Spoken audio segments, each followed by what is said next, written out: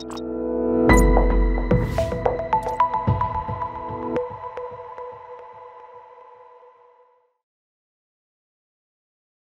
think my stocks, there is some problem in my stock selection, क्योंकि I select stock, take trade, उसके बाद में I realize कि मतलब whatever is taught or whatever I know, I am not implementing it, so it's not successful. मतलब जैसे finally ना, मतलब percentage of losses are high. मतलब last week जैसे for example I took 3 trades, so all of them stuck stop loss.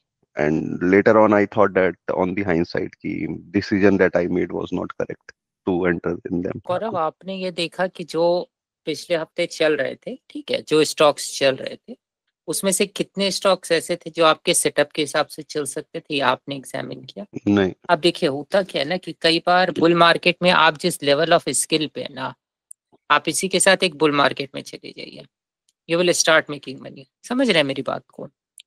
Stock selection 99% लोगों की problem है आज के डेट में, ठीक है। मतलब और सारी प्रॉब्लम उनके साथ है, लेकिन वो सारी प्रॉब्लम बाद में आती है, पहली प्रॉब्लम स्टॉक सिलेक्शन। समझ रहे हैं? लेकिन उससे पहले बात क्या होती है कि जब आप एक बैड मार्केट में होते हैं ना, जब आप एक खराब मार्केट सिचुएशन में होते हैं, मैं गिरते हुए मार्केट को खराब नहीं मानता हूँ, क्योंकि गिरते मार्केट में यदि आप शॉर्ट कर सकते हैं तो आप शॉर्ट कर सकते हैं, यदि आप शॉर्ट नहीं कर सकते हैं तो चूंकि वो बहुत गिर जाएगा तो बाउंस आएगा, आप उसमें पैसा बना लेंगे, राइट। गिरता हुआ मार्केट भी खराब नहीं, लेकिन ये जो चॉपी डेड मार्केट होता है ना, जिसमें आपको लग रहा है इंडाइसेस भाग रही है, ऊपर जा रही है, ऑल टाइम हाई पे पहुंच गई है लगभग, यस, वो हाँ, मतलब न्यूज स्टॉक, आर्टिकल तो आए थे कि bank Nifty is at all time high. हाँ, स्टॉक्स नहीं चल रहे हैं और सिचुएशन ये है कि आपका जो कॉमन ब्रेकआउट एरियाज हैं वो फेल हो रहे हैं, तो आपको लगेगा कि आपको हर चीज में प्रॉब्लम नजर आएगी। वहां पे आपको लगेगा कि सब कुछ जो आप कर रहे हैं ना, सब कुछ आप गड़बड़ी कर रहे हैं, राइट। और बुल मार्केट में आपको लगेगा कि सब कुछ आप अच्छा ही कर रहे हैं। तो इस चीज का अंतर आ जाता है based on, you can say, कि आप किस सिचुएशन ऑफ मार्केट में और आपका ट्रेड का फीडबैक क्या निकला, ठीक है। तो मैंने आपसे क्यों पूछा कि आपने स्टडी की क्या कि कौन कौन से स्टॉक चले, क्योंकि कई बार जो स्टॉक्स चले उसमें दो सिचुएशन हो सकती है। हम लोगों को लगेगा कि स्टॉक चल रहे हैं, ईथर चला, ठीक है, लास्ट वीक में आपका एक दूसरा स्टॉक जो था, ये आनंद राठी शेयर वाला जो था, वो एक आईपीओ चला नेक्स्ट वीक में, ठीक है। कुछ स्टॉक्स जिसमें मैंने ट्रेड लिए थे उसके बाद, ठीक है। ईथर आप देखेंगे तो अभी आपको एकदम अच्छा चलता हुआ लगेगा, मेरा स्टॉप हिट कर गया उसमें, मतलब ब्रेक इवन पे शायद मैं निकला उसमें लास्ट वीक में, ठीक है। तो होता क्या है कि कई बार हम लोग जो ट्रेड करते हैं ना, वो हम लोगों का फीडबैक हमेशा वही रूल जो बुल मार्केट में काम कर सकते हैं, वही रूल वहां पे काम नहीं कर रहे होते हैं, ऐसा हो जाता है, राइट। और हम लोगों को फील होता है कि हम लोगों के का स्किल डेफिशिएंसी है उस पॉइंट पे। सेटअप देखिए, सेटअप में क्या होता है ना कि सेटअप स्टॉक को ऊपर नहीं कर सकता है, स्टॉक को सिर्फ डिमांड ऊपर करता है। तो डिमांड जो है वो या तो मार्केट का डिमांड होना चाहिए, स्टॉक का खुद का डिमांड होना चाहिए। तो दो ऑप्शन यहाँ हो सकता है, एक ऑब्वियस एरिया से दूर रहिए, ऑब्वियस एंट्री पॉइंट से, और नीचे बाय करने की कोशिश कीजिए, जिससे कि स्टॉक ब्रेकआउट में जाए, थोड़ा भी एडवांस हो तो आप ब्रेक इवन पे आ सके। मतलब बेयर मार्केट ट्रेडिंग अपने में की जा सकती है, पहले लोग नहीं करते थे, पूरा 100% कैश में रहते थे। बेयर मार्केट ट्रेडिंग की जा सकती है, लेकिन उसके लिए स्किल ज्यादा चाहिए आपको, ठीक है। और आपको इस चीज का एबिलिटी होना चाहिए, दो में से एक। या तो बेयर मार्केट में लोग क्या सोचते हैं कि यदि मैं जल्दी प्रॉफिट बुक कर लूंगा ना तो मेरे को फायदा होगा उससे, ठीक है। होता ये है कि दो तरह के स्टॉक होते हैं, जो जल्दी आप प्रॉफिट बुक करने जाएंगे वो क्या होगा कि यदि आप 6% 8% पे भी प्रॉफिट बुक करने रेडी है ना, तो स्टॉक 4% ऊपर जाके नीचे आ जाएगा। तो इवन जो आप लोएस्ट भी रख सकते हैं ना, वो भी डिनाई हो जाता है उस केस में। समझ रहे हैं मेरी बात? दूसरे साइड क्या होगा कि जो अच्छे स्टॉक्स हैं वो आपके समझिए कि वो चल रहे हैं तो चलते जा रहे हैं, आप सिर्फ यदि होल्ड कर लें उसको, जैसे क्यू पावर चला, बीच में बिल राइस चला आपका, जैसे आपका ये चला अभी, मान लीजिए आनंद राठी ही देख लीजिए, अभी वो आईपीओ बेस का ब्रेकआउट था। अभी आप इसको देख लीजिए, इथर को देख लीजिए, ऐसे स्टॉक आपने बाय कर लिया तो वो चलता रह सकता है और अलॉन्ग ड्यूरेशन। तो इस तरह से क्या होता है ना कि इस तरह से मतलब फीडबैक जो है, हम लोग कई बार फीडबैक को इस तरह लेते हैं कि it is a feedback about us, it is not necessarily always a feedback about us what we traded, right? It can be a feedback about the market as well. समझ रहे हैं मेरी बात को? तो हम लोग जब पहले मोमेंटम बस्ट करते थे ना, तो हम लोगों ने क्या किया था कि एक पूरा वीक ऑन वीक का एक प्रोसेस बना रखा था। तो मोमेंटम बस्ट जैसे ट्रेड किया हफ्ते भर, ठीक है। फिर उस हफ्ते के एंड में बैठ के देखें कि क्या क्या चीज चली और क्या क्या हम लोगों ने मिस किया। फिर अगले हफ्ते क्या करेंगे कि फिर अगले हफ्ते फिर ट्रेड करेंगे, फिर देखेंगे क्या क्या मिस किया आप लोगों ने। यदि आप चाहें तो रोज का भी देख सकते हैं कि रोज आप देखिए कि टॉप गेनर में आपने क्या क्या मिस किया। लेकिन कई बार क्या होता है, कई बार मैं ये बात मानता हूँ कि लास्टली ट्रेडिंग में आप जो भी कुछ करेंगे देयर विल ऑलवेज भी, मतलब लोग क्या होता है कि लोग ऐसा स्ट्रेटजी चाहते हैं जो उनको मूविंग एवरेज पे शेकआउट भी ना दे, उनको तब exit as soon as possible they जबकि वो मार्केट का ट्रेंड चेंज होने वाला है, मतलब एकदम परफेक्ट स्ट्रेटजी। ट्रेंड फॉलोइंग का बेनिफिट उन स्टॉक्स में दे जो लंबा चलने वाला है, और short term selling into strength का बेनिफिट उस स्टॉक में दे जो स्पाइक दे के नीचे आने वाला है। अब ऐसी कोई चीज तो एग्जिस्ट करती नहीं है जो आपको हर सिचुएशन के लिए परफेक्ट हो। ऐसा नहीं कि स्ट्रैटेजीज गलत होती हैं, स्ट्रैटेजीज गलत नहीं होती हैं, लेकिन हर स्ट्रैटेजी का कुछ स्टॉक्स में वो अच्छा करती है और कुछ स्टॉक में वो बहुत बुरी तरह फेल होती है। और लोग फेल इसलिए होते हैं क्योंकि वो स्ट्रैटेजी पे बहुत समय तक कॉन्फिडेंट रह के उसको लगातार फॉलो नहीं कर पाते हैं। जैसे अभी आपका एक trade short selling into strength में खराब हो गया, अब आप अगले ट्रेड में सोचेंगे मैं सेलिंग इनटू वीकनेस करूंगा, अगला स्टॉक सेलिंग इनटू वीकनेस में पकड़ा, वो आपका सारा प्रॉफिट ले गया और आपको कुछ नहीं बचा आफ्टर राइडिंग। तो आप बोलेंगे कि अब मैं सेलिंग इनटू स्ट्रेंथ करूंगा। अब आप क्या करें कि बार बार स्विच कर रहे हैं ट्रेडिंग को, एक स्टाइल पकड़ने के बजाय कि मैं या तो सेलिंग इनटू स्ट्रेंथ करने वाला हूँ या सेलिंग इनटू वीकनेस करने वाला हूँ, मैं स्विच कर रहा हूँ लगातार। इससे क्या होता है कि इससे आपका सारा ट्रेडिंग खराब होता है।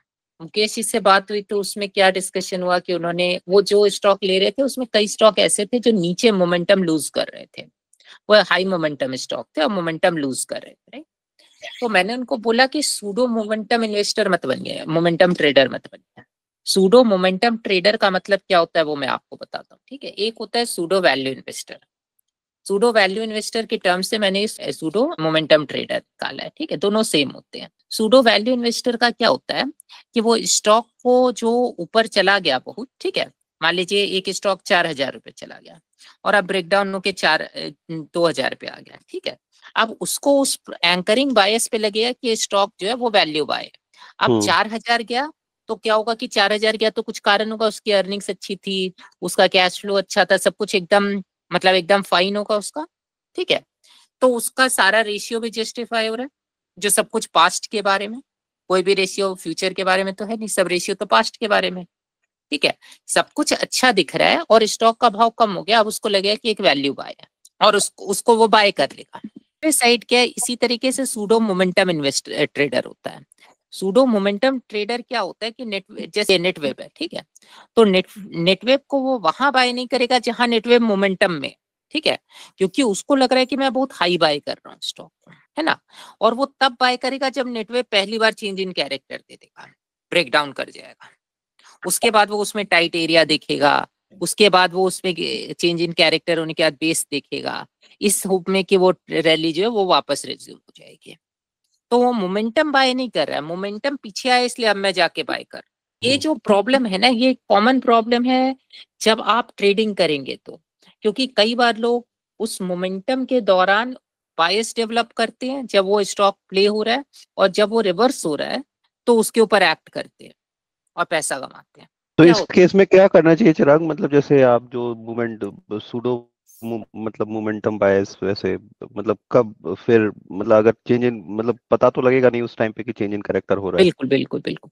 देखिए होता क्या है कि आप मोमेंटम के जो स्टॉक्स हैं उसको जब वो चेंज इन कैरेक्टर का पता आपको कैसे लगे, जैसे अभी आपने जो स्टॉक देखा है एवलॉन, ठीक है, एवलॉन में आपने एंट्री ली, उसके बाद आपको एक बड़ा ग्रीन बार रेड बार मिला, आप जहां बाय कर रहे थे वो लैक ऑफ मोमेंटम नहीं था, आप बहुत अर्ली बाय कर रहे थे।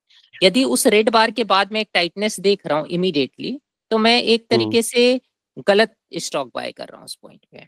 क्यों गलत स्टॉक बाय कर रहा हूँ उसका कारण आपको बताता हूँ, क्योंकि वो एक ब्रेकडाउन दे रहा है ना, एक चेंज इन कैरेक्टर दे रहा है, वैसा रेड बार आपने बड़ा कहीं नहीं देखा, राइट। मैं आपको दिखाता हूँ कि मैंने नेटवेब में ट्रेड कैसे लिया, ठीक है। आप देखिए ये नेटवेब है जैसे, है ना। अब यहाँ ये एक बड़ा रेड बार आया, इसमें कुछ भी इलॉजिकल नहीं, प्रॉफिट बुकिंग होगी, नॉर्मल है ना। स्टॉक का रन काफी है, नॉर्मल प्रॉफिट बुकिंग है, नेक्स्ट डे ये अपवर्ड मूवमेंट है, ठीक है।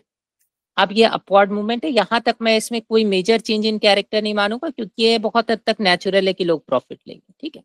अब देखिए अब ये स्टॉक पहला बार आया, दूसरा बार टाइटन हो रहा है, टाइटनेस क्या शो कर रही है? ये शो कर रही है कि आपका एक सेट ऑफ सेलर बाहर निकल गया। एक सेट ऑफ सेलर कौन सा बाहर निकल गया? जैसे मैंने आपको एक उदाहरण दिया ना कि बीजेपी को वोट देना है, ठीक है, आप भी दे रहे हैं, मैं भी दे रहा हूँ, लेकिन हम लोगों के कारण अलग हो सकते हैं। हम लोग बीजेपी के बारे में 4 बात पसंद करते हैं, लेकिन एक कारण होगा जिसकी वजह से हम लोग बीजेपी को ज्यादा वोट देना पसंद करेंगे, अदर 3 के ऊपर कॉम्प्रोमाइज भी कर सकते हैं, ठीक है, और वो आपका कारण मेरा कारण अलग होगा। तो यहाँ जो प्रॉफिट बुक कर रहे थे वो कौन से लोग थे जो यहाँ प्रॉफिट बुक कर रहे थे? यहाँ वो लोग प्रॉफिट बुक कर रहे थे जो स्टॉक, मतलब वो लोग सेल कर रहे थे जो प्रॉफिट लेना चाहते, जिनके पास प्रॉफिट नीचे से, ठीक है, उनको लग रहा है कि स्टॉक बहुत हाई हो गया, ठीक है। अब यहाँ एक फर्स्ट ग्रीन बार है, ये थोड़ा अर्ली बाइंग हो जाएगी यदि मैं यहाँ पे बाय करता हूँ तो, क्योंकि आपका कंसोलिडेशन बहुत छोटा है। और जो चीज आप नहीं देख पा रहे हैं वो ये नहीं देख पा रहे हैं कि यहाँ इन सब दिन पे काफी नैरो रेंज बार्स थे, ठीक है। अब ये आपका एक शेकआउट आया, ठीक है। अब शेकआउट 2 तरह से प्ले हो सकता है। यदि हम लोग स्टॉक का कैरेक्टर देखें तो अभी तक कैरेक्टर लीनियर है, शेकआउट बहुत बड़ा नहीं, राइट, यहाँ पे। तो अब हम लोग इसको 2 तरह से विजुअलाइज कर सकते हैं। एक विजुअलाइजेशन जहां ये स्टॉक यहाँ से नीचे जाता जाएगा, पॉसिबल है, है ना। दूसरा विजुअलाइजेशन जहां आप इस शेकआउट को एक एंट्री के तौर पे यूज कीजिए, ठीक है। ये विजुअलाइज कीजिए, ये जो ग्रीन बार आया ना इसके बाद, इसको विजुअलाइज कीजिए बिना इसके आए में। अब यहाँ पे हम लोग क्या करेंगे, मैंने जो इसमें एंट्री ली ना, चूंकि मार्केट ब्रेकआउट को ज्यादा फेवर नहीं कर रहा है, इसलिए मैंने इसमें 5 minute opening range breakout entry ली इस स्टॉक में, ये वाला, ठीक है। इसके ऊपर मैंने स्टॉक को बाय किया इस पॉइंट पे, ठीक है। क्यों बाय किया? उसका एक कारण ये था कि मेरे को यहाँ पे मैं एक शेकआउट रिवर्सल विजुअलाइज कर रहा था, हो सकता है फेल हो जाता, लेकिन मैंने जितना ट्रेड किया है बेयर मार्केट में, मतलब इस तरह के चॉपी मार्केट में, उसमें मैंने एक चीज सीखी, और वो ये सीखी कि यदि मैं ब्रेकआउट बाय करूंगा तो मेरा सक्सेस रेट काफी कम होगा। कारण क्या होता है कि साफ सुथरे ब्रेकआउट मींस कैंडल का ब्रेकआउट, कैंडल के ऊपर, रेड कैंडल के ऊपर, रेड कैंडल के ऊपर भी कह सकते हैं, ये भी कह सकते हैं, यहाँ पर ये जो टाइट एरिया है ना, ये टाइट एरिया है ना। कारण क्या है वो मैं आपको ये बताता हूँ कि होता क्या है कि हर आदमी देख रहा है, नेटवेब एक तो बहुत पॉपुलर स्टॉक है, ठीक है। तो मैं क्या करता हूँ, यदि मैं यहाँ नीचे से लूंगा ना, तो स्टॉक थोड़ा ऊपर जाएगा तो मैं ब्रेक इवन पे आ जाऊंगा, है ना। कम से कम यदि मैं थोड़ा ऊपर जाने से यदि मैं ब्रेक इवन हो रहा हूँ, तो एटलीस्ट जो चीज मेरी नहीं होगी वो ये नहीं होगा कि मैं ब्रेक इवन निकल गया तो फ्री ट्रेड हो गया ना मेरे लिए। तो हम लोग कई बार जैसे ये शेकआउट रिवर्सल जो है ना, ये मैं बाय करना बहुत पसंद करता हूँ। इससे आपको बहुत एज मिलता है कई बार, क्योंकि अभी ये उतना ऑब्वियस नहीं है लोगों के लिए। समय के साथ क्या होगा कि यदि वो लोग समझ जाएंगे ना टाइट एरिया प्लस शेकआउट और उसके बाद रिवर्सल, तो धीरे धीरे समझ जाएंगे। इसका मतलब ये नहीं कि मैं टाइट एरिया बाय ही नहीं करता। पॉइंट ये है कि टाइट एरिया पे भी बेट ले सकता हूँ यदि टाइट एरिया प्रॉपर है तो, ठीक है। प्रॉपर का मतलब क्या, नेटवेब में काफी छोटा टाइट एरिया था, आपने जो एवलॉन देखा उसमें काफी छोटा टाइट एरिया था, ठीक है। इस दोनों केसेस में वो बहुत छोटा टाइट एरिया था, वहां हम लोग उतना ज्यादा प्रेफर नहीं करेंगे। लेकिन जहां पे आपको एक ठीक ठाक, मतलब समझिए कि 5-7 दिन 10 दिन का आपको टाइट एरिया यदि मिल रहा है ना, that is a good enough. Stock में क्या होता है, जो स्टॉक मोमेंटम में होता है ना, उसका हर बार का वैल्यू होता है। जब वो नीचे एक्सपैंड कर रहा है, नेटवेब यदि आज नीचे एक्सपैंड कर रहा है, तो उसको बहुत सारे लोग देख रहे हैं। एक डेड स्टॉक नीचे एक्सपैंड कर रहा है, उसको कोई नहीं देख रहा है क्योंकि वो डेड है। तो जहां एक्शन हो रही है ना, उस एक्शन में वो स्टॉक ऊपर जा रहा है, नीचे जा रहा है या क्या कर रहा है, उसके हर बार का रीडिंग हर बार इंपॉर्टेंट है।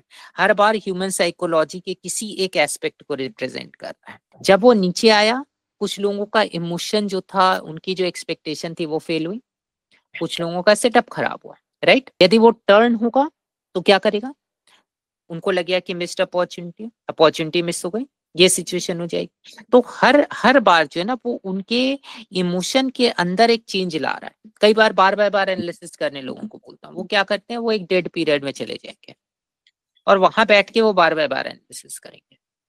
अब उस डेड पीरियड में उस बार का यूज किया है, मुझे बताइए। कोई यूज नहीं है, कोई यूज नहीं, क्योंकि वो ह्यूमन सेंटिमेंट के चेंजेस को नहीं शो कर रहा है। वो पीरियड नहीं है क्रिकेट का जहां हर रन या हर बॉल इंपॉर्टेंट हो। आपको याद है जब T20 का वो जो लास्ट के 30 बॉल में 30 रन चाहिए था, ठीक है, तो हर बॉल जब डॉट जाती थी तो लोग खड़े हो जाते थे अपने पैर पे। जब इनिंग्स शुरू हुई होगी तो हर बॉल डॉट जा रही है तो वो खड़े नहीं हो रहे होंगे, क्योंकि वो उस समय उतनी इंपॉर्टेंट नहीं थी। बात के समय हर बॉल इंपॉर्टेंट थी। राइट।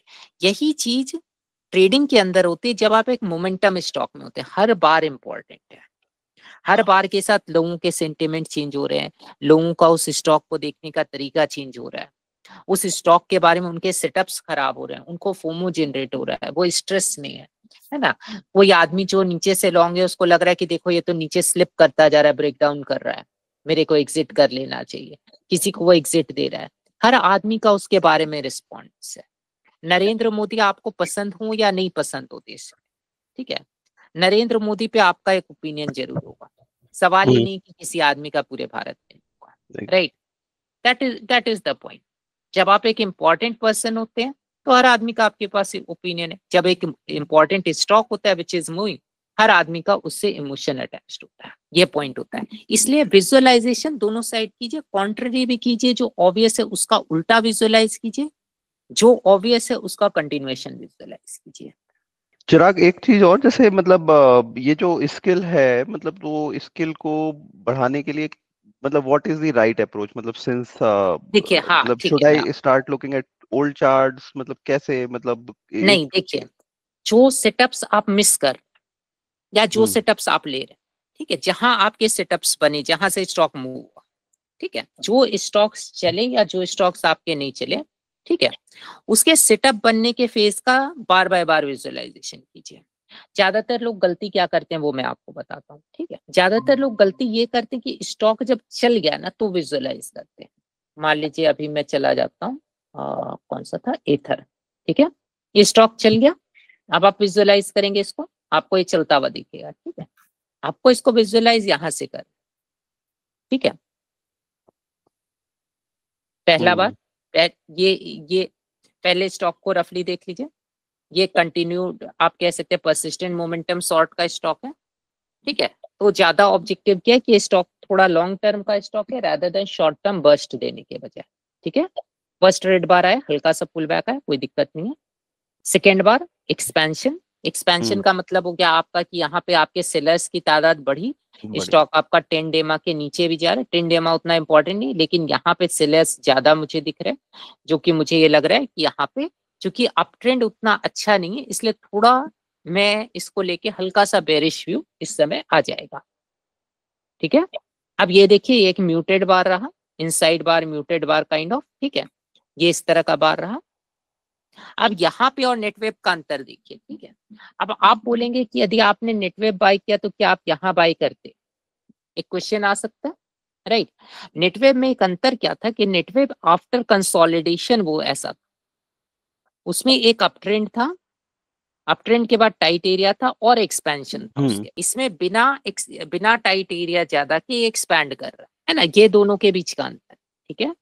अब सेकेंड बार म्यूटेड है ना। अब यहाँ जो चीज आप नहीं देख पा रहे वो इंट्राडे में एक बहुत छोटा सा बार बना यहाँ पे, ठीक है। और एक्चुअली मैंने उस बार पे बाय किया स्टॉक को, लेकिन चूंकि मेरे को स्टॉक को ज्यादा होल्ड नहीं करना था, मैंने यहाँ पे एंट्री मेरे को मिली थी, मतलब इस कैंडल पे मेरे को एंट्री मिली थी, इस वाले पे, ठीक है। कुछ 616 के आसपास में मेरे को फिल मिला था इन सब एरियाज में, ठीक है। तो अब मैंने क्या किया कि होने के लिए मेरा स्टॉप लॉस जो था वो डे लो का था, लेकिन मैंने बिना ज्यादा, मतलब चूंकि मार्केट अच्छा नहीं था तो मैंने ये सोचा कि मैं बहुत ज्यादा इस स्टॉक को टाइम नहीं दूंगा, यदि चलता है तो ठीक है, मैं पूरा लॉस लेने में विलिंग नहीं था उस पॉइंट, क्योंकि एक कैंडल का ब्रेकआउट था। तो मैंने सिंपली क्या किया कि इस बड़े कैंडल के नीचे स्टॉप लॉस लगा दिया, यदि स्टॉक में मोमेंटम होता तो ये इसको चलता। अनफॉर्चुनेटली वो उसी कैंडल को काट के ऊपर चला गया, मैं ट्रेड से बाहर हो गया, 4 रुपए पर शेयर का लॉस लेके, ठीक है। अब अगले दिन ये वहां से कंटिन्यू कर, ठीक है। विजुअलाइजेशन को इम्प्रूव करने का सबसे अच्छा तरीका क्या है? सबसे अच्छा तरीका विजुअलाइजेशन को इम्प्रूव करने का ये है कि आप अपने जो ब्रेकआउट बार है उसको हटा के, ब्रेकआउट बार नहीं लेना है आपको, जहां से स्टॉक चला है पूरा ट्रेंड भी नहीं लेना है, वहां तक का कंसोलिडेशन को नजर से देखिए। जैसे यदि मैं नेटवेब पे जाऊं अभी,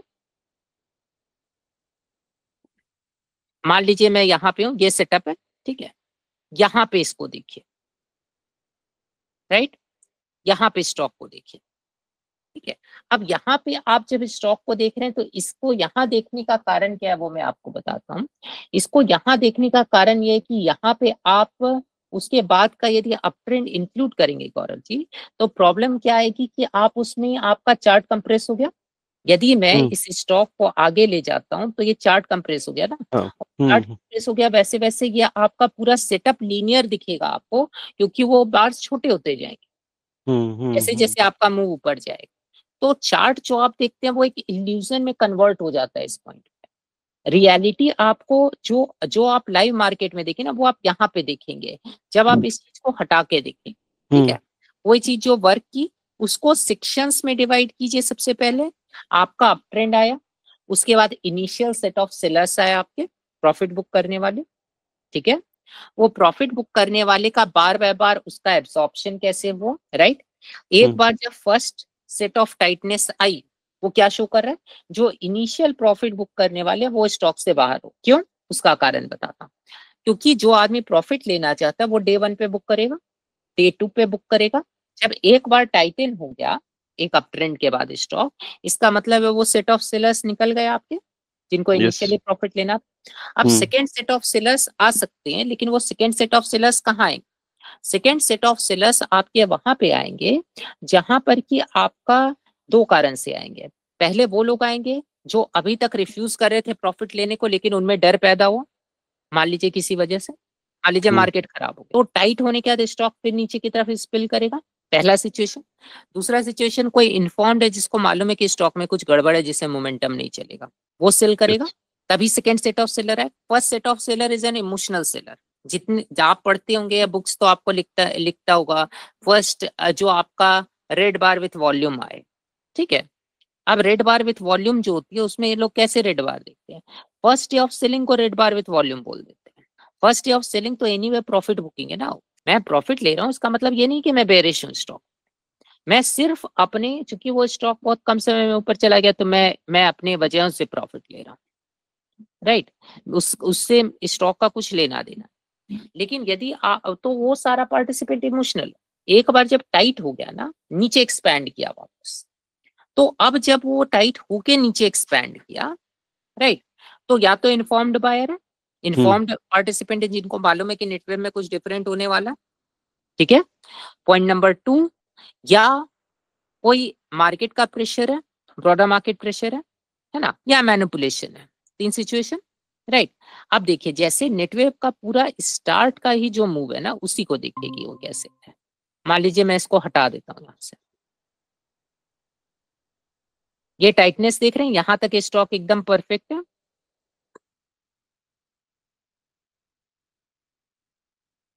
ना, यहाँ तक इस स्टॉक में कोई समस्या नहीं है ना। अब ये स्टॉक यहाँ से ब्रेकआउट कर रहा है और धीरे धीरे 2 बार ऊपर जाने की कोशिश कर रहा है। ज्यादा मतलब यहाँ कुछ बायर हो सकते हैं क्योंकि स्टॉक उतना भी ऑब्वियस नहीं है, लेकिन कुछ टाइट एरिया एंट्री वाले यहाँ पे एक्टिव होंगे। ठीक है, और मेनली यहाँ पे आपके ईपी फॉलो थ्रू का ये सेटअप बन रहा है, या आपका ईपी गैप अप हुआ है यहाँ पे, है ना, और यहाँ पे आप देख रहे हैं कि आपका बेस एंड ब्रेक की तरह बनाने की कोशिश कर रहा है। अब आप देख रहे हैं कि थोड़ा हल्का फुल्का डिमांड से ऊपर गया, and then you see 2 bars of manipulation, right, 2 bar का मैनिपुलेशन देख रहे हैं। अब यहाँ 2 तरीके से विजुअलाइज कीजिए, पहला सिचुएशन ये नीचे की तरफ जाता जाएगा, सेकेंड सिचुएशन जहां ये यहाँ से रिवर्स होगा। अब यहाँ से यदि ये रिवर्स होगा, इस पे हम लोग बिट करना चाहते हैं, राइट, तो 2 चीजों को अपने को देखना होगा कि कितना डिमांड का कंफर्मेशन हो जाए तब हम लोग इस स्टॉक पे बिट कर सकते हैं, राइट। कितना डिमांड कंफर्म हो जाए तो हम लोग ये कहेंगे कि स्टॉक ऊपर जाने वाला, समझ रहे हैं। शेकआउट और रिवर्सल जब आप ट्रेड करें तो आप यही चीज देखिए ना कि कितना डिमांड मेरा कंफर्म हो जाए तो मैं कहूंगा कि स्टॉक टर्न। अब देखिए अब यहाँ क्या होता है, यहाँ इस बार को एक बार के लिए छोड़ देते हैं, लास्ट ग्रीन बार को, ठीक है, यहाँ तक सिचुएशन खराब है आपकी, इसको बार पे डाल लेते हैं, बड़ा रेड बार आ रहा है, आपको री इमर्जिंग सप्लाई दिख रही है। ऑब्वियसली वो आपके इमोशनल बायर नहीं, क्योंकि इधर प्रॉफिट भी बहुत ज्यादा नहीं था, ये ईपी का आपका शेकआउट बन रहा है, स्टॉक नीचे की तरफ जा रहा है ना। अब यहाँ पे मैं अगले बार का वेट करता हूँ, ये देखिए पॉज इन सेलिंग हो गई, पॉज हुआ ना, है ना। अब पॉज के बाद भी दो कंटिन्यूएशन हो सकते हैं, या तो ये पॉज के बाद नीचे जाएगा या पॉज के बाद ऊपर जाएगा, लेकिन एक चीज तय है कि एक मोमेंटम स्टॉक है तो दोनों में से कुछ ना कुछ इवेंटफुल करेगा, यहां से ये साइडवेज नहीं जाएगा, इसके चांसेस कम है ना। अब यहाँ जो ये नेक्स्ट बार है, ये देख रहे हैं बिल्कुल शेप्ड बार, नीचे गया ही नहीं है, ओपन जो हुआ वो ओपन ही आपका पूरा बाइंग में लो कन्वर्ट है ना। यदि मैं इस स्टॉक को पहले दिन देख के प्रिपेयर्ड हूँ, है ना, तो बहुत चांसेस है कि मैं यहाँ बाय नहीं कर पाऊंगा, यहाँ बाय नहीं कर पाऊंगा, यहाँ तो कर लूंगा, यहाँ तो कर लूंगा। फर्स्ट बार नहीं कर पाया, सेकेंड बार नहीं कर पाया, थर्ड बार के हाई पे तो कर लूंगा, राइट। तो मेरे को ये ट्रेड जो मैंने किया वो मैंने क्या किया, वो मैंने विजुअलाइज किया कि इसका रिवर्सल आएगा। जो लोग लेट एंट्री करेंगे वो इसके हाई पे एंटर करेंगे या इसके हाई पे एंटर करेंगे। ये दोनों कंफर्मेशन है, ये बहुत लेट एंटर कर रहा है, ये वाला फिर भी ठीक ठाक कर रहा है, और यदि मैं ओपनिंग रेंज कर रहा हूँ तो मैं उसी चीज को एंटिसिपेट कर रहा हूँ, ठीक है। बेसिकली क्या होता है, जो आप मोमेंटम बस्ट भी देखते हैं, ठीक है, तो मोमेंटम बस्ट प्रदीप पांडे ने एक बार बहुत अच्छी बात की, उन्होंने कहा कि मैं दो ही तरह के सेटअप्स ट्रेड करता हूँ, ईपी और मोमेंटम बस्ट, ठीक है। सेटअप्स बेसिकली तीन तरह की कैटेगरी में आप डिवाइड कर लीजिए। एक रिवर्सल हो गया आपका, ठीक है, जो आपका पैराबोलिक लॉन्ग शॉर्ट हो गया, ठीक है। उसके बाद आपका ईपी हो गया और मोमेंटम बस्ट हो गया, दो दो कैटेगरी रखते हैं, ठीक है। अब मोमेंटम बस्ट में प्रदीप पांडे के बहुत सारे सब कैटेगरीज उन्होंने बनाए हैं, 4% ब्रेकआउट, डॉलर ब्रेकआउट, जो तरह तरह का उनका स्कैन है, उनको उन्होंने नया नया सेटअप नाम दिया है। जो जो आदमी उसको देखे वो बेसिक उनका पर्पस यही कि वो मोमेंटम बस्ट बाय कर रहे हैं इन एनी फॉर्म, ठीक है, राइट, समझ रहे ना। अब पॉइंट क्या है, इसी में एक सेटअप आता है एंटिसिपेशन। एंटिसिपेशन के भी 3-4 फॉर्म, एंड्स है, एंड्स प्लस प्लस है, एंड्स प्लस प्लस प्लस है, इस तरह के 3 फॉर्म उन्होंने बनाए हुए हैं, हल्का हल्का सा अंतर है सब, ठीक है, मुझे याद भी नहीं रहता कि एग्जैक्टली उनके अंतर क्या क्या है, ठीक है। अब उन्होंने सेटअप जो है वो 5-7 सेटअप बना दिए, सब ट्रेड मोमेंटम बस्ट कर रहा है, ठीक है। अब जो एंटिसिपेट आप कर रहे हैं, आप क्या एंटिसिपेट कर रहे हैं, आप मोमेंटम बस्ट एंटिसिपेट कर रहे हैं, राइट। एंटिसिपेशन एक सेपरेट सेटअप नहीं है। एंटिसिपेशन, प्रदीप पांडे बोलेंगे pull back breakout and anticipation 3 तरह की एंट्री होती है। मैं बोलूंगा कि पुल बैक ब्रेकआउट तो सबसे पहले कुछ होता ही नहीं, ये पूरा नॉनसेंस कंसेप्ट है, ठीक है, वो एंट्री में हम लोग देखेंगे, ठीक है। लेकिन एंटिसिपेशन जो है ये एक सेपरेट सेटअप नहीं है, ये एक सेपरेट एंट्री नहीं। You anticipate something which you are anyway going to buy at confirmation. Confirmation को आप पहले बाय कर रहे हैं तो आप उसको एंटिसिपेट कर रहे हैं। मोमेंटम बस्ट क्या है, मोमेंटम बस्ट सिर्फ आपका ये है कि आपका 8 से 40% ऊपर जाएगा, 5 से कितना दिन था, 3 से 5 दिन, ठीक है। ये मूव की बात कर रहे हैं कि 8 से 40% जाएगा 3 से 5 दिन में। Price moves in momentum bust, 8 से 40% जाने के बाद स्टॉक एक पुल बैक देगा और उसके बाद फिर वो अपनी जर्नी शुरू करेगा। That is what momentum bust is, ठीक है। आप जितने हैंडल्स बाय करते थे पहले, चीट्स बाय करते थे, ठीक है, पॉकेट पिवट के पहले का कंसोलिडेशन जो बाय करते थे, वीकली इनसाइड बार बाय करते थे, 3 वीक टाइट एरिया बाय करते थे, सबसे तो मोमेंटम बस्ट ही निकलता था। वही भी फॉर्म ऑफ स्विंग ट्रेडिंग उठा लीजिए, सब तो मोमेंटम बस्ट ही है, right. Momentum bust setup tendency थोड़े, मोमेंटम बस्ट तो मूव करने की टेंडेंसी है कि स्टॉक मूव कैसे करता है, राइट। 4% ब्रेकआउट उस मोमेंटम बस्ट के स्टार्ट को देखता है, ठीक है, कि वो स्टार्ट कैसे हो रहा है, ठीक है। अब यदि आप मिनरविनी के स्टाइल में जाकर के यदि आप टाइट एरिया से स्टार्ट को देख रहे हैं, ठीक है, टाइट एरिया ब्रेकआउट आप बाय कर, आप वही मोमेंटम बस्ट बाय करें लेकिन 4% ब्रेकआउट वाले से पहले एंटर करेंगे उस स्टॉक, क्योंकि 4% ब्रेकआउट वाला 4% मूव आने के बाद एंटर कर रहा है, आप उससे पहले एंटर कर रहे हैं, है ना। वो ज्यादा कंफर्मेशन है, ये लेस कंफर्मेशन उस पॉइंट पे, है ना। लेकिन यदि बॉन्डे उसको एंटिसिपेट कर लेते हैं कि कल इसमें सारे मिनरविनी वाले एंटर करें, उसको वो विजुअलाइज कर लेते हैं और वो पहले से अपनी पोजीशन बना ले, ये उस चीज का एंटिसिपेशन है। ट्रेड आप सेम मोमेंटम बस्ट ही कर रहे हैं, लेकिन देखिए कि कैसे एंट्री के लेवल्स आप एंटिसिपेशन से लेके कंफर्मेशन तक जा सकते हैं। मान लीजिए मैं एक ट्रेड में हूँ, ग्रैनुअल्स में, ठीक है, ग्रैनुअल्स का एक स्टॉक दिखाता हूँ, ठीक है। अब एंटिसिपेशन क्या है, anticipation is unconfirmed entry in anticipation of something to happen. मान लीजिए एक स्टॉक है ना, मुझे कोई भी तरीके से ये लगा कि इसमें ईपी आ सकता है और मैंने ईपी के पहले बाय कर लिया, पॉसिबल नहीं है ना, या बहुत कम केसेस में पॉसिबल है। स्टॉक कुछ ऐसा पड़ा हुआ है, ठीक है, समझिए रेड बार है, राइट।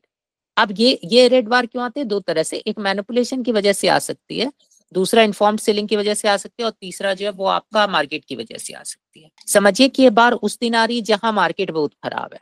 एक एग्जांपल देता हूँ, ठीक है। कई लोग ऐसे होंगे जो ऑफिस से आके चार्ट देखें, कई लोग ऐसे होंगे जो सोचेंगे कि शाम तक रिकवर कर जाए, नहीं करे, ठीक है। और यहाँ पे आप समझिए कि आपका ब्रेथ बहुत लो है, नंबर ऑफ स्टॉक अबव 10 जो है वो सिर्फ 5 है, 5% स्टॉक्स है, जो नंबर ऑफ स्टॉक्स अबव 10 बचे है ना, एक्सेसिव सेलिंग है। अब अगले दिन सुबह जो ये स्टॉक खुलेगा वो कैसे खुलेगा? गैप डाउन खुलेगा, क्योंकि first set of emotional seller निकल रहे हैं। समझ रहे मेरी बात को? यहाँ क्या हो रहा है कि जिन्होंने पीछे के दिन देखा और फियर में, वो पहले निकलेंगे। मेरा स्टॉक यदि पहले 5-7 मिनट में सेलिंग करके यदि वो ग्राउंड अपना रिटेन करने की कोशिश करता है, यदि वो ये शो कर रहा है कि नहीं वो स्टेबल होने की कोशिश कर रहा है, तो मैं क्या करूंगा कि मैं इसके हाई पे एंट्री लगा। अब ये स्टॉक यदि टर्न होके ऐसे आ गया ना, I will get the trade. आप जितने 4 जून के बाद जो मार्केट में रैली आई, ठीक है, 4 जून को आपके सारे सेटअप्स खराब हो गए। Yes, right. 4 जून के बाद तो आप कोई स्टॉक ट्रेड कर ही नहीं सकते, जबकि rally one of the strongest थी वहां पे। ठीक है, क्यों? क्योंकि एक फियर जनरेट हुआ कि बीजेपी चली जाएगी। मार्केट को बीजेपी कांग्रेस से कोई मतलब नहीं है।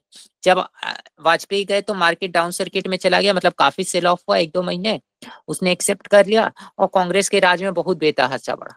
फर्स्ट जो उनका ये था, ठीक है, उसमें तो पॉइंट क्या होता है कि मार्केट को कांग्रेस बीजेपी से कुछ नहीं करना है, लेकिन मार्केट को पॉलिसी से करना है। और ग्रोथ स्टॉक कई बार बहुत ओवर प्राइस्ड होते हैं, जैसे आपका मैचडॉक हो गया, ठीक है, उसको बीजेपी की वजह से सब तरह का ऑर्डर मिल रहा है, क्योंकि बीजेपी का फोकस डिफेंस पे है ना। अब यदि बीजेपी चली गई, मैचडॉक का प्राइस ओवर प्राइस्ड है, फ्यूचर अर्निंग्स विजिबिलिटी उसकी यदि चली जाए इस सिचुएशन में, तो स्टॉक कोलैप्स हो जाएगा। राइट, यही होगा ना, क्योंकि कांग्रेस आएगी, उसका फोकस मान लीजिए कुछ और रहा, उसका फोकस यूनिवर्सल बेसिक इनकम पे रहा। तो अब जो लोग इंस्टीट्यूशन देख रहे हैं, वो यदि देखें कि नहीं बीजेपी जा सकती है, तो वो क्या करेंगे कि वो स्टॉक बेच देंगे, और जो कंज्यूमर वाले स्टॉक है, जिनको बेनिफिट होगा कांग्रेस के यूनिवर्सल बेसिक इनकम से, उसमें पैसा जाएगा। कंज्यूमर वाले स्टॉक में जाएगा, आपका फर्टिलाइजर वाले में जाएगा, रॉयल एनफील्ड में जाएगा, क्योंकि आजकल लोगों को देहात में बुलेट का बहुत शौक है, तो इस तरह की चीजों में जाएगा। क्योंकि आपको आपका रोटी पानी तो चल ही रहा है, आपको एडिशनल पैसा आएगा तो आप क्या करेंगे? शौक पूरा करेंगे। राइट, उधर पैसा जाएगा। पॉलिसी वाइज उनको पैसा निकाल के शिफ्ट करना, वो एक झंझटिया काम है करने के लिए। उनके अंदर फियर था, फियर जो है वो निगेट हो गया, क्योंकि शाम तक क्या आया कि बीजेपी के जितने एलाइज थे उन्होंने बोला कि बीजेपी ही ये करेगी, हम लोग सपोर्ट देंगे। अगले दिन निगेट हो गया, कोई सेटअप नहीं है मार्केट में। राइट, ट्रेड करने लायक जो आप ट्रेड करते हैं, लेकिन मार्केट खुद में सेटअप है। मार्केट उस समय खुद में सेटअप बना रहा है। इस चीज को देखिए, मार्केट का सेटअप क्या है? इंटेंस फियर, जिसने लोगों को बेचने पे मजबूर कर दिया, और वो फियर सडनली रिवर्स हो गया। आप समझिए, एक डॉक्यूमेंट्री देख रहा था 1929 के क्रैश पे, ठीक है, तो डॉक्यूमेंट्री में उन्होंने कहा कि पहले वर्ल्ड वॉर जो थी, फर्स्ट वर्ल्ड वॉर, उससे जब लोग लौटे तो लोगों ने जश्न मनाया, और मतलब वो बहुत खुश हुए, और फिर अमेरिका में एक फेज ऑफ इकोनॉमिक प्रॉस्पेरिटी आई। अब एक पॉइंट समझिए, वर्ल्ड वॉर से पहले भी सोल्जर तो घर में ही थे, इकोनॉमिक क्राइसिस कुछ नहीं थी, कोई उत्सव नहीं मना रहा था। वॉर हुई, वॉर आपने जीती, आपके लोग लौटे, आपने खुशी मनाई, ठीक है, होने के लिए आप वहीं पहुंचे जहां से आपने स्टार्ट किया था। लेकिन बीच में डाउन हो गए ना, तो मार्केट वहीं का वहीं रहा जहां था 3 जून को जहां था। लेकिन 4 जून का इवेंट ने क्या किया कि आपके अंदर एक ये पैदा कर दिया कि नहीं, आपके अंदर एक उत्साह आ गया कि नहीं, प्राइस जो है वो नीचे जाके रिवर्स हो गई, मतलब फियर जो आपके अंदर उत्पन्न हुआ वो फियर खत्म हो गया, तो आप बहुत खुश हुए उससे, आपने उसको पॉजिटिवली लिया। ठीक है, यही अंतर आ गया उसमें। ठीक है, तो वो खुद में एक सेटअप है। यदि आप एक ईटीएफ भी बाय कर लेते, एक एग्जाम्पल समझिए, तो वही पैसा अगले 2 महीने में बढ़ जाता आपका। तो पॉइंट क्या होता है कि इस सिचुएशन में आपको सेटअप नहीं मिलेगा, लेकिन इस सिचुएशन में जो शेकआउट मिले, यदि आप स्टॉक्स में जाइए, मैचडॉक में जाइए, कुचिन में जाइए, केन्स में जाइए, और जितने भी स्टॉक चल रहे थे डिफेंस वाले, है ना, सबका 4 जून का लो देखिए। आप नहीं देखेंगे कि एक भी स्टॉक का जो मोमेंटम में था, उसका 4 जून का लो कभी टूटा, उसका 4 जून का लो टूटा ही नहीं। राइट, यदि आप अगले दिन उसको ले पाते, ठीक है, कैसे ले पाते, वो मैकेनिज्म की का पॉइंट है। हम लोग विजुअलाइजेशन यूज करेंगे, हम लोग एंटिसिपेशन यूज करेंगे, हम लोग कंफर्मेशन यूज करेंगे, हम लोग जो भी पॉसिबल होगा वो करेंगे। राइट, लेने के लिए पॉइंट पहले ये तय कर रहे हैं कि अपने को लेना है। समझ रहे मेरी बात को? यदि आप उसको ले पाते, यदि आप पैसा फेंक भी देते, तो वही पैसा ऊपर चला जाता, क्योंकि वो लो बहुत लंबे टाइम तक ब्रीच नहीं।